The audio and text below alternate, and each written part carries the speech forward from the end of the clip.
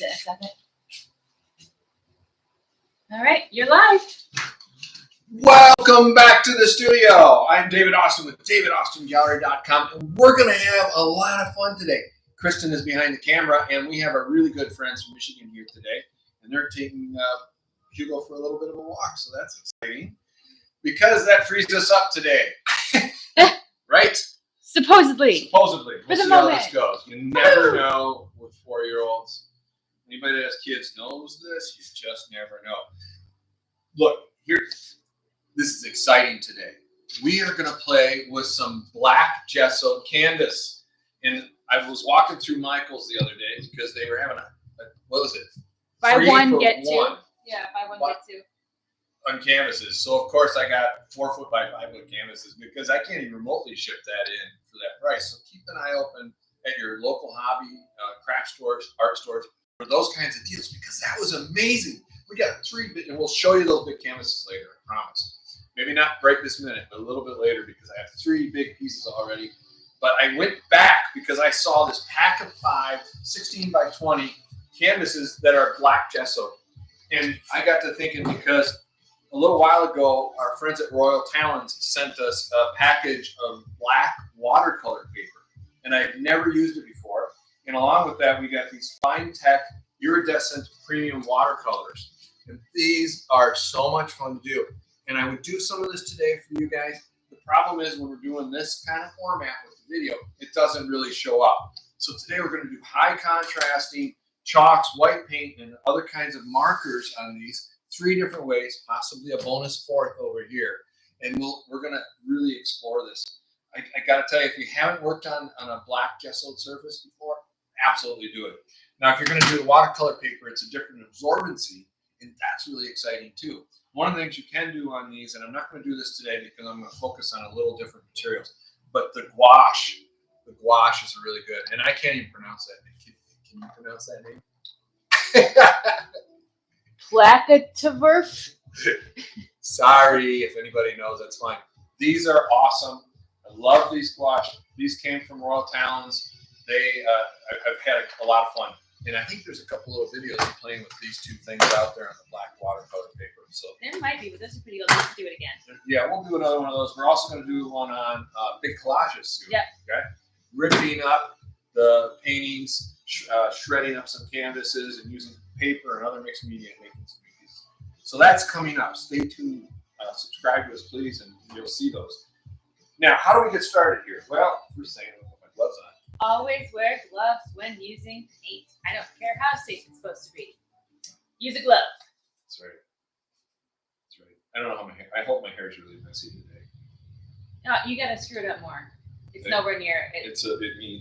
You're not looking as much like Dolly as you really need to. More like no, well, if that's the case, I need to get the maybe some Warhol hair needs to happen. I'm gonna put some white gesso in it and really go through it. Hey, so there's 3 different ways you can start, and I always like to start with a gesso or a gestural process. So in this case, because it's black, instead of using the black charcoal, I'm going to use some white charcoal and just make some gestures. And you can see right away, it's already really fun. I mean, you could just work the charcoal on this and really create some fun textures and gradients. And even using your hand or some other thing, you can really create this sense of gradient on here. And that's just with the white charcoal. Then you can bring in some of the pastels and do some work on that too. Now, are these oil pastels or dry pastels? Now, these are chalk. Okay. If you use the oil pastels and you're trying to do the acrylics over the top, unless you want that effect of kind of like it's almost like a wax resist kind of thing, you know, that's pretty cool. But I like to use the chalk and have it blend in with the actual acrylic paints or other water media too. So water media paints do a really neat job of this. So this is one way to start right here. We're going to now add a little bit of other paint on it. And these are suggestions. So today I'm not trying to do a finished painting here. I'm just showing you how fun it is to work on an alternative surface like this and give you some options to work with. And it's going to be kind of random. I like random paint days. It's like yesterday with and this is a gold paint from Royal Talons Amsterdam acrylic paints. They're gold metallic. They're such fun. Usually you're going to use one of my little handy palette knives. I'm just going to work that in.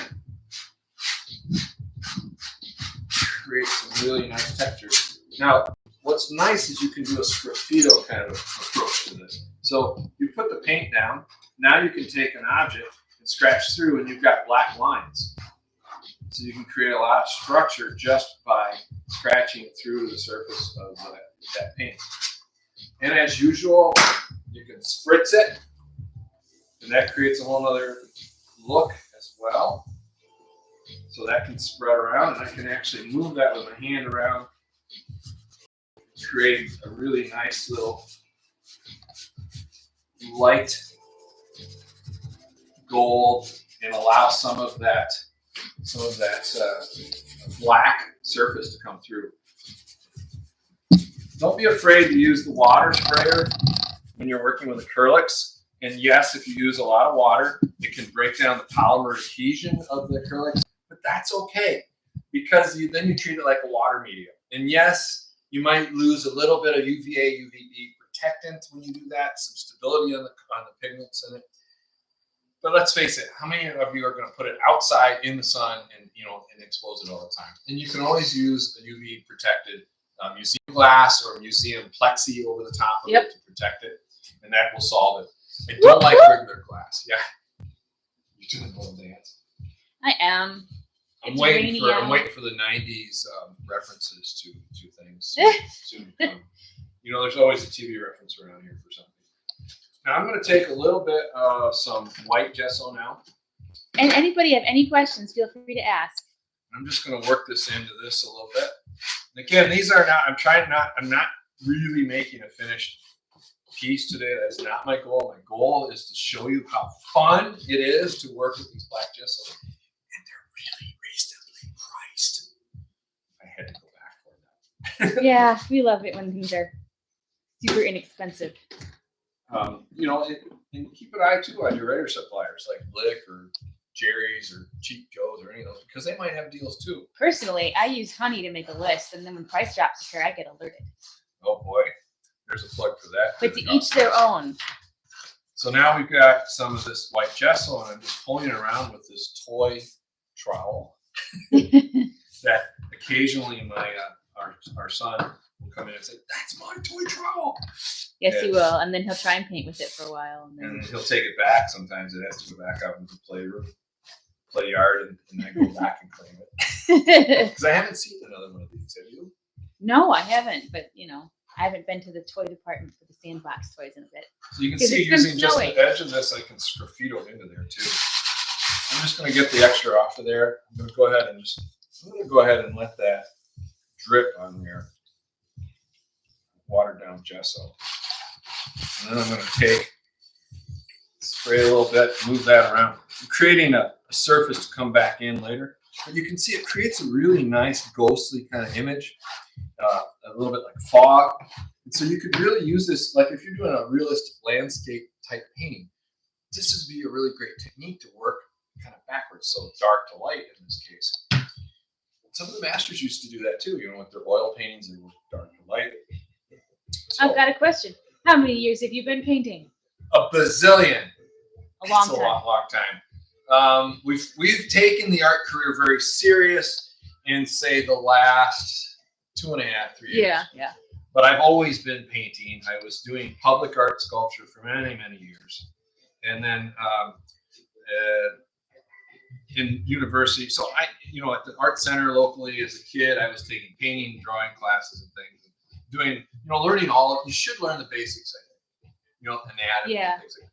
And I did all that, and I still come back to it. I'm doing figurative work now, although it's abstract, but I'm going back to my old anatomy books for drawing, and I'm reviewing some of those things. You don't even know that, Kristen. I've been reviewing some of my old anatomy books, and I think that's good. You should kind of understand before you abstract. I think it's a good way to go. Is it necessary to paint? No, because what do we always say? Create without fear. Hashtag create without fear. I'm going to do that really quick. Hashtag create without fear. So that's what we propose. And so I've been painting all my life. I'm 53. I'll admit it. I was lucky because my parents were artistic. My dad was a photographer. My mom was an art teacher. So I had some definite advantages just because of having that exposure early on. And I'm extremely grateful for that. Oh, got a good question here from Philomena. Yeah. Do I have to prepare raw cotton Clastic paint, or do I always have to put gesso on? No, you don't. Okay, I got to qualify it. So yes, you should prepare it if you're going to do certain techniques, traditional techniques. If you want to do some non-traditional things, you don't have to prepare it. But that cotton is very absorbent. It's going to take a lot of paint into it. But if you're doing like really fluid paints and you pour it into it, you can create some, as it works its way into the fibers and spreads, you can create some really neat effects with it. So I would say try it and see if it works for you. If it doesn't work for you, then do the gesso. I work on board. I work on all kinds of surfaces. Thank you for all of the presents over there. Time is lame on TikTok. So here I have, this is a neat thing that I discovered. So we were at the little play area here in Duluth. Was it Little Nietzsche's? Yes. If you're in Duluth and you got kids, you got to go check that place out. It's cool. It's down in Lincoln, right? Lincoln Park, yeah. Lincoln Park, Little Nietzsche's. We can send you a link later. So they had in there, and you can buy these online too, but it's nice to support your local. Something called butter sticks. It's a kid's chalk-like substance, but it doesn't dust up like traditional chalk. It's water. It's a water thing. You can, so it's very easy to work with water. Look at those really luscious little colors. So you can start with a white. They're a little bit harder than say a pastel, a soft pastel. But they also go a little further as a result too. And you can see that'll add some nice color. And again, add some water to it. And you can blend that in. You can even, one of my favorite techniques, what I'm saying. I like to work in wet surface because it picks up more of the pigmentation. So the blue is not really going to show up much, but it is there. I mean, you can see that blue, right? So that's a nice way to go there. Scribble it on there. Doing abstract work, it's about kind of just letting loose and see what happens. So this is the paint sticks. Some of you that have been watching, I absolutely love these. I discovered these quite a while ago, and you can buy them under several other labels. Sergeant Art I like to buy from, but this is Craft Smart, which is a Michael's thing, and this is the big stick, which is a little harder to find, and it's a tempera paint stick, but it's mixed with like a waxy, sticky substance of some sort that's proprietary. They never tell me. My current theory is it's stearic acid, but I have no real proof. So, and this is nice. Again, we're working a little bit into the wet there. And now I'm going to work a little bit in the white into the. You see it changes character when you were doing the dry part. I'd like to point out too that these tempera paint sticks really easy on the wallet. Yeah, very, very inexpensive. And there's a lot of different colors you can use. I have over here the smaller ones from Sergeant Art. They have neon and metallic colors, fluorescent colors. So really, they're a fun way to go. And the nice thing is too, it is paint, and it's a water-soluble paint.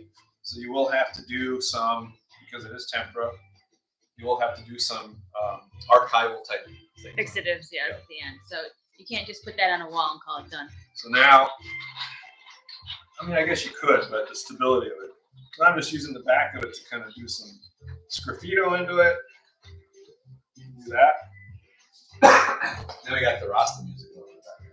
I don't know what's wrong with this. It's supposed to be the funk channel. It is. This is fun. I like this part. Oh, hi, Six Wheel. Nice to see you again. Hey, good morning. Good morning.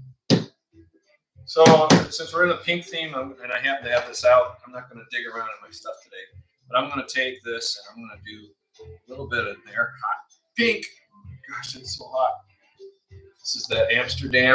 They have a really nice, they call them, instead of neon or fluorescence, they call them reflex colors. They have a whole line of those that are really nice. There's a lot of other brands that have the neons and the fluorescence. If you can't get the Amsterdam, get another one. Just be sure to get out and paint. Yes. Get in paint.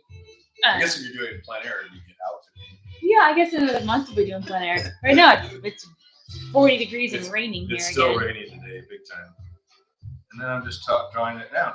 And because of the moisture, remember I sprayed that a few minutes ago, it's gonna absorbs the paint differently as I pull it down the surface. So that's why you have some areas that don't cover as much and some areas that do cover more. The dry areas, I'm picking up the paint pigment. And that was actually like that. I'm going to add a little more. That looks really fun. Can you move that spray bottle out of the way for our viewers? Thank you so much. Anything for all of you guys out there. Oh, yeah. Nancy does have that apron. Yeah. Oh, yeah. Hi, Nancy. Nancy Nas? Uh-huh. Yeah, hi, Nancy. We have had to, at the moment, stop making those because they're printed in Ukraine. Yeah. So we were having a little bit of a supply issue. Yeah. We're looking locally in Duluth for suppliers for that, in Minnesota in general, as well as some of our other clothing lines because of supply line issues. Some of you that may have noticed we don't have some of these things on our davidaustingallery.com anymore. No. We migrated the clothing and the home goods over to muddypaw.net. Yes. Muddy Paw, get outdoors. Because we kind of wanted to separate that out a little bit, but also we're having a little bit of trouble, so we had to kind of format the clothing line. But go ahead and check it out. We're going to be adding more to that as we find new suppliers. We're going to be looking in the States quite a bit right now because of the supply chain issues.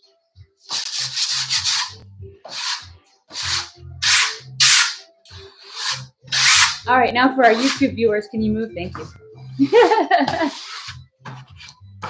I knew where you were going. Let me just, before I forget, because a lot of times I get so excited I forget this.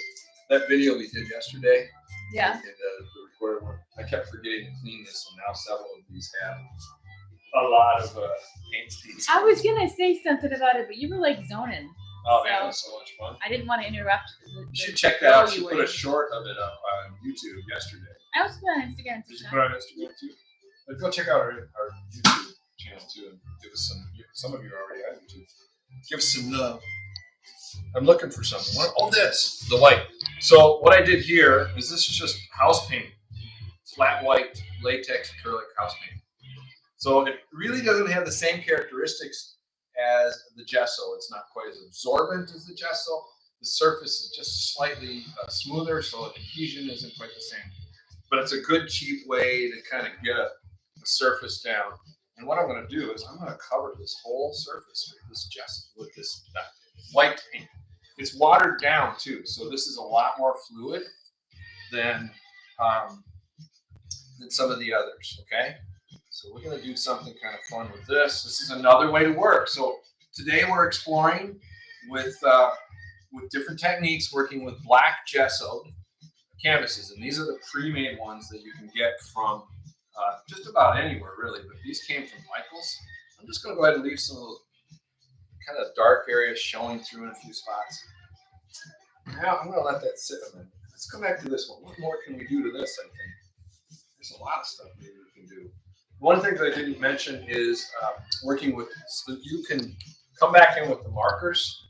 Like we're using a lot of the Amsterdams right now, but I also have the Posca and I have some from Marabou. I really like, each one of those brands has different characteristics I really like. The Posca, they tend to, the nibs tend to hold up a little better and transmit the color better to the surface longer. The other two brands tend to clog a little bit more. That being said, I really, really like the pigmentation out of the Amsterdam markers. Just really nice pigmentation out. So I would definitely, try everything until you find stuff that you guys like to work with. I was going to use this. I'm going to have to use that before. We're going to do, I promise you 3 surfaces. There's going to be 4 today with the marker. Oh my gosh, does it come with a free set of knives? Yes. Today only. We'll use that a little bit later. So this is another thing I like to play with. These are water soluble. These are the art crayons from Marabou. And what is really nice about these is they kind of have a blendability, and I like that. And then you can still work them in with water. So they're water soluble. You do have to let them dry a bit, and they do have to be securely finished or fixed. And for that, we like to use, and we're going to answer people's questions early today. But today, we like to use the Gouache fixative, this stuff here. We also have the Gouache final finish in spring for the expensive bottles, people. It's worth it. I'm just telling you. They don't sponsor me. I don't get anything for saying this, but I love this stuff. They have a lot of other products. Check them out online. Spectrafix online. Yes. Spectrafix. Wow, we got some crazy, funky music. It's so fun. I'm sure anybody who's watching can actually hear it. You probably can't hear it. So I'm blending the charcoal. I'm blending the gesso together using the art crayon. They have metallic versions of that. It's just a fun thing to play with. You come back in with your knife and you can do some more scraping, moving the things around, creating some gradients on it. It's just there's so much to do.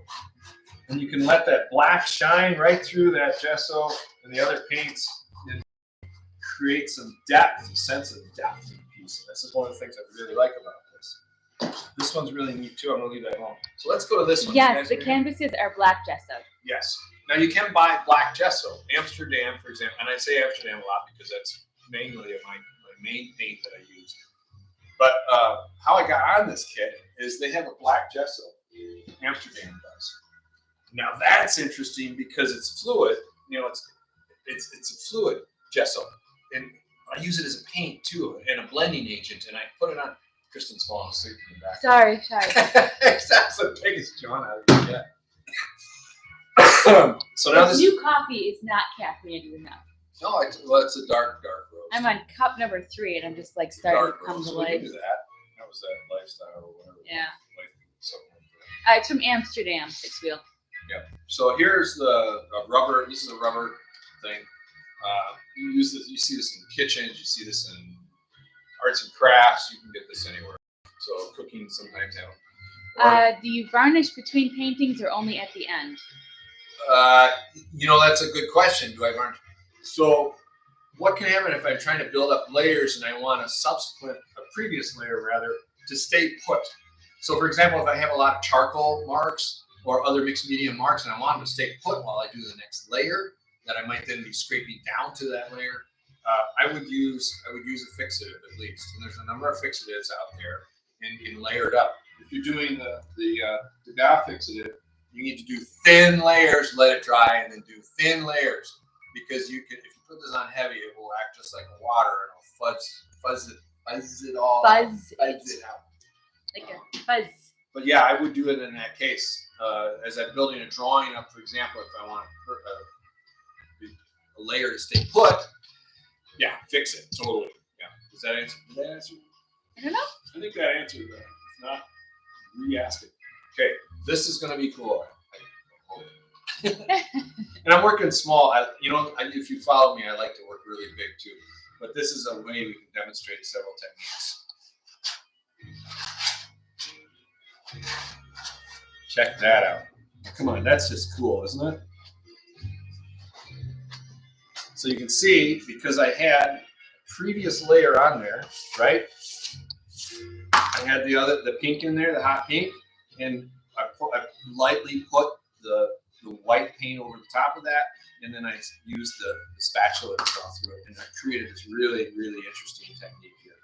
So now I'm going to add one other element to that, if it works today, Kristen. Because I forgot to check these before we began. Shake them well. These are the Marabou Art Sprays. These are really hard to find right now in the States, at least for me. I haven't found them in a lot of places. Somebody out in California said they found them at the local store. At a local store. If somebody had like old stock and started selling it, yeah, but they're not shipping it here anymore, I don't think. I don't know for sure. You know, if Marabou's watching, they can chime in and let us know what their intentions are. But they're the only ones that seem to carry this still. I'm still trying to talk to a few people about carrying these. Now, watch what happens with this as it starts to set up. You're going to see some really, really neat. This is the thing. You gotta keep that clean. I use the sprayer lock, spray it off. I don't wipe it anymore. What I've discovered, if I wipe it with the baby wipes, it'll actually clog the nozzle. If I spray it really good, just clean water, and then shake it out, and then cover it, it does a much better job. You didn't know I did that, did you? Nope. That's a new thing. It makes sense. There's a little bit of oil, I think, in those baby wipes. I don't know what it. I think it moves the pigment and kind of shoves it into the nozzle. It's a very fine nozzle. This one might not work. Oh, it's working today. Purple. Oh, I'm so excited. Look at that. Just gonna work that around. Now, if I put it on here with the black too, oh, it stopped working. If you combine a couple different sprays, they will have a really neat effect. But today you're not going to see that. Anybody have any questions out there in live stream land? Anything. Well, no, don't say anything. No, never open that door. Let's take a little bit of watered down blue paint. It's got some. I actually have some acrylic medium in this. I'm going to actually work this in a little bit here. Let's see what that does. Take my handy spatula. Palette, my giant palette knife, and I'm just, because it's really thin, I'm going to let the weight of the palette knife pull the paint. So I'm not putting any pressure, I'm just letting the... Kind of like skimming. Skimming, yeah. Okay, that is so fun, I can hardly stand it. We're going to do it again, there's still some pigment on there. Isn't that just gorgeous? Look at that. One more up here, because we have this white. I still have some of the color left on there. I'm going to lightly pull that across with my coffee-induced shake. Do you ever amaze yourself when you work? That's a question from Nancy. How do I answer that and not sound like terrible? I don't know. I don't know if I amaze myself, but the universe will amaze myself when I'm painting. So what I mean by that is, you know, that moment of inspiration, which I don't always necessarily think is me. It's being open to your surroundings, being open to a situation, and then taking that knowledge and applying it. And when you're in a zone, that creative zone, and some of you are going to know this. Some of you may still be looking for that, but you know it. It's an amazing feeling. And when you're in that creative zone, you get the chills. You know, you get the thing. Time stops. It's just this hyper focus, and within a short amount of time, before you know it, the day can be gone, and you've created amazing things. Did that answer it? Yeah. What is the best fixative for poured paint painting? Poured paint. That is a very good question that I don't actually feel qualified to answer. So I would check with one of the poured paint guys that are doing a lot of poured paint. Painting on the Spectrum. He's on Instagram and on TikTok. He is a poured paint painter. That's right. Yeah. Check with him. Check him on. See what he has to say. I will say that all of the different brands for the poured painting have their own, you know, varnishes that are available, right? If it's pure acrylic and you're sticking with the acrylic, you're not really going to have to varnish it. If you want a high gloss to it, then yeah, you're probably going to have to use a high gloss. But generally speaking, I would say you could probably use a straightforward gloss acrylic varnish. There isn't any reason you can't. Or a satin or a matte, whatever your intention is. I don't see why you can't just use that. Yeah, I mean, it's acrylic paint. It's acrylic paint. You just treat it like acrylic paint. Yeah. Me, because I'm working crazy mixed media stuff all the time. That's different. Is ever just acrylic with David? No, it's never just. Now this is interesting because there's different viscosities and moistures qualities in here and different paints.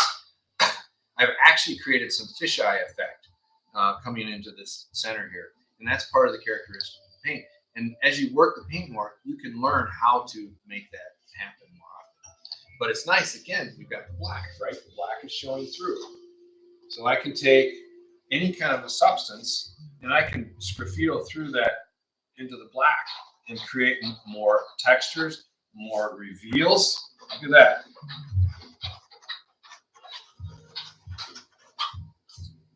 And that, to me, is super exciting when you can do that kind of stuff. Translucent paint, you can work with the black. It changes the characteristics of it all. And all I'm using is just the end of this little marker. It's not even a marker. To create what I want. Get that. It's just fun. I don't know if I'm going to do anything more with this. I want to get on with the next one. I don't know what time it is. We have been going for 29 minutes. Okay. So we've been trying to keep it a little bit shorter than we were before. So I'm going to move this over. Try to. Get the other black because you're kind of aiming this way. So that's 3 ways you can kind of get started, right? And I'm really liking this one over here a lot. I think this is just so much. I'm going to have fun working this one a little bit. But we have guests, so I can't spend all day on it. Nope, we have guests. I have guests today, so I'm going to have to stop painting. So this is these are the acrylic markers, and this is on the black gesso. And I want you to just check this out. The opacity of these is so nice that you can totally just draw on these with the acrylic markers. And there's so many color choices now that you can use. That was an abrupt change. The can music is just not very good today. It's living up to the name can. Yeah. So here's another color of magenta. I'm just drawing right over it. It's picking up some of those colors. I'm going to show you a little trick to this in just a minute. Let's see if I have the gold on here somewhere. Don't go away. I bought the new gold, but I haven't filled it in yet. So I'm just going to do some quick lines here with the gold. Well, this one's almost out. So it'll work fine for today. Short plug for me. You can always buy paintings at davidaustingallery.com. Yes, please. Use code BACK22 for 10% off. That's a really nice plug, babe. Good job. We actually uploaded some nice small ones this week. Really nice. There's like 5 or something. A couple of them sold already. But. So here now we have the acrylic marker on here. One of the things I want to show you is get your handy sprayer out and just soak it and see what happens. So this is intentional fuzzing. This is the fuzzing. Sounds like what is it with the Highlander? The quickening, isn't that what it was? Or something I don't know. I am not a big Highlander. Anybody remember the Highlander series? Adrian Paul was in one of them.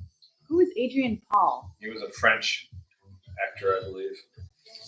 I used to think he was great. But I'm big into swords and stuff in the martial arts scene. I was more of a Xeno Warrior Princess fan, I guess. You are my warrior princess, baby. Aww. So now look what's happening. That's just some fun stuff happening right there, right? Now we got a lot of water on there, but you can take, these are acrylic inks. It is the quickening. It is the quickening? Alan Abstract Art said so. So now I have some orange. I'm just going to pour it right on there. There's a handy little eyedropper you can use too. So this is a little bit different approach. And here's some pearl. Now this is a pearl. In this case, pearl blue. Oh, it's one of my favorites. Pour some right in the middle here. If there's any left. There's a little bit left. Oh no! I have to get some more. Send more paint! And that same thing, we can use the edge and just kind of draw this stuff through a little bit. It's really wet. I've highly saturated this surface, this black surface. And now I'm just manipulating the colors that are here. Now in this case, because I doused everything with water, you have to treat this finished piece as a water medium piece. Because the polymer that is used, the plastic that's used in acrylics has been, basically broken up by the water. There's a scientific term for it. We don't need to worry about that right now. You just need to know you treat it like a watercolor at this point. So archivally, yeah, I said sure. Sure. You have to treat it in that manner. So now I can pull some. The question: strategies for getting into galleries. Yeah. Yes, that is a age old question. Well, here's the thing. I saw a very successful gallery owner the other day do a talk on this. I haven't told it to you. But anyway, he's saying, if you want to come cold call my gallery, you need to have a portfolio on paper ready, a memory stick of digital stuff, I want to know what size, what medium, how many you have, and a bio. And if you don't have those things when you come in, I am going to put you on my I don't care list. So come in, be prepared, have your portfolio prepared, and just be ready with all the details they need to sell. Yeah. There's so much competition out there that really, it's tough. It's really tough. If you can do the online thing, do the online thing. But I've often said, and I'll say it again, if you're just getting going, find a co-op. There is nothing better. Join a painting group that you go online. Almost every area I've ever lived in has had a painting group. Now, some areas you're going to have if you're an abstract artist, you might have a hard time finding abstract groups. And that was our case back in Michigan where we lived in the resort area there.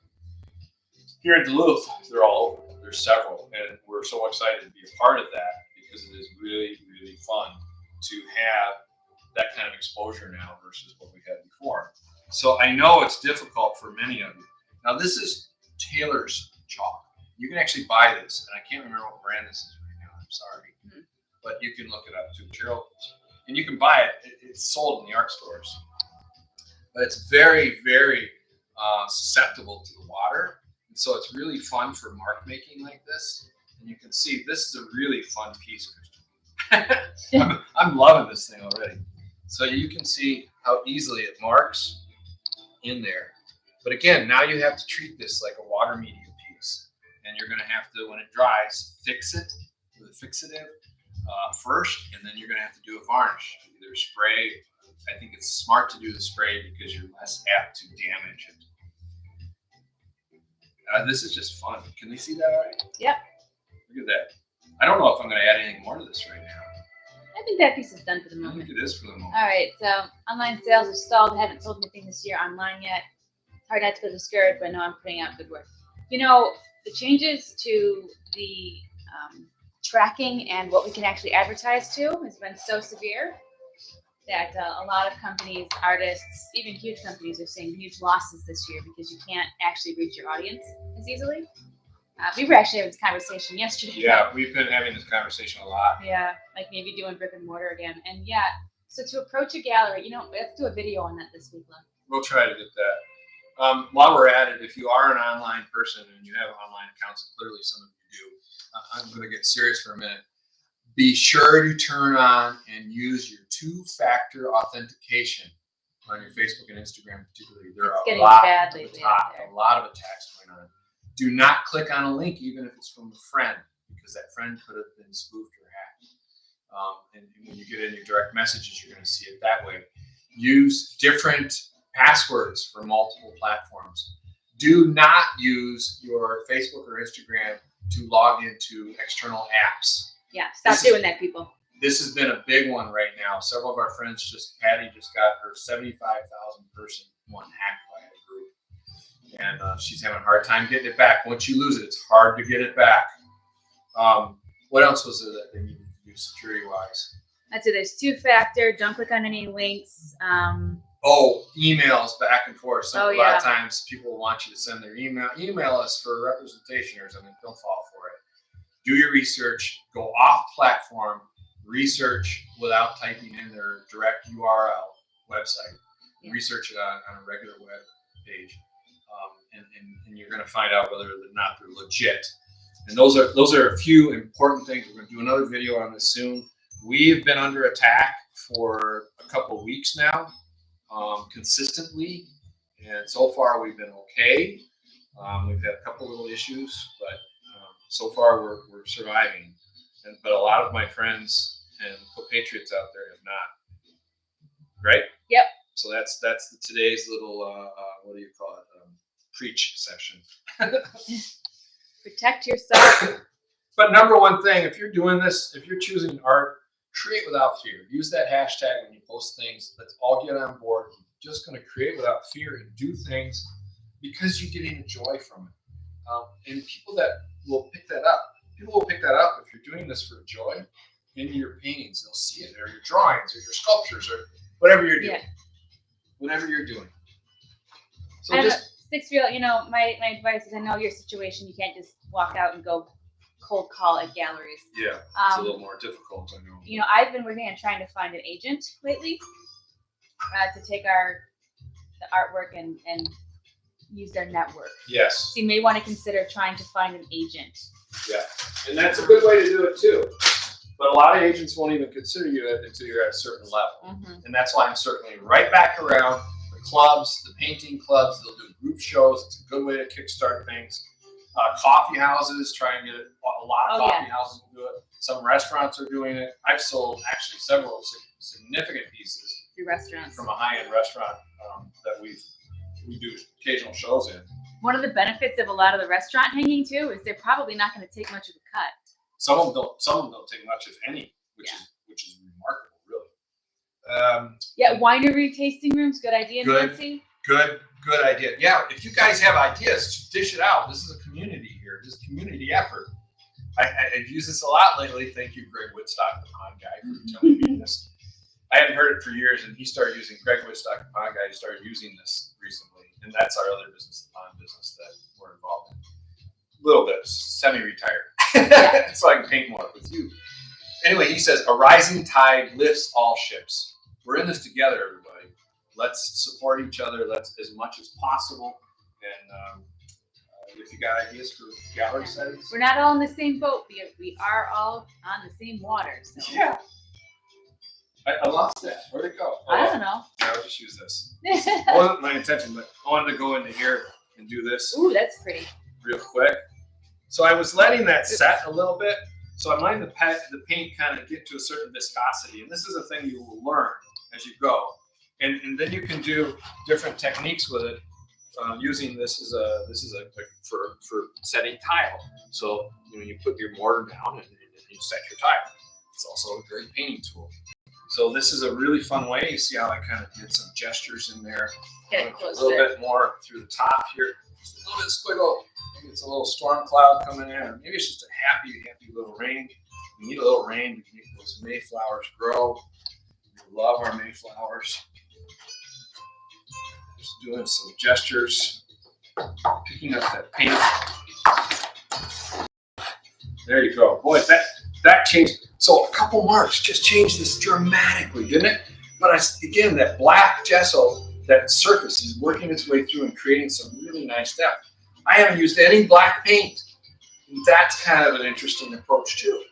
Now on some of this, you can come back in the black paint or black markers that it's setting up, and you can continue to build those layers.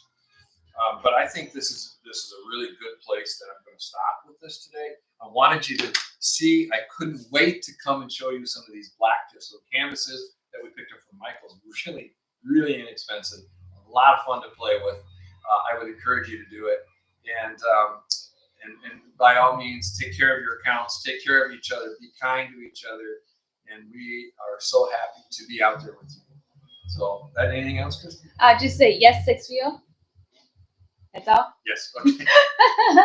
Thank you so much for coming today. DavidAustinGallery.com. I'm David Austin. That is Kristen. Also, you can check out the other stuff on muddypaw.net. That is get outdoors and do something. That's our athletic line.